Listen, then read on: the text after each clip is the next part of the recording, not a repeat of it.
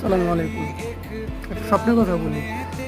পদ্মা সেতু সারা বাংলাদেশের মানুষের, বিশেষ করে দক্ষিণাঞ্চলের মানুষের জন্য স্বপ্নের।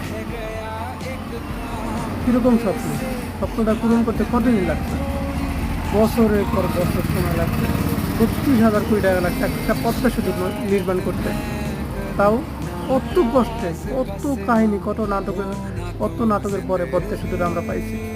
যাক, আওয়ামী লীগ সরকারই করছে। কিন্তু একজন একজন সালমানের রহমানের ৩৬,০০০ কোটি টাকা ব্যাংকেরই ঋণ।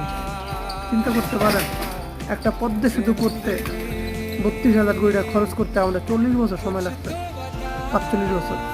আর একজন সালমানের রহমানের ৩৬,০০০ কোটি টাকা তার একারই ঋণ।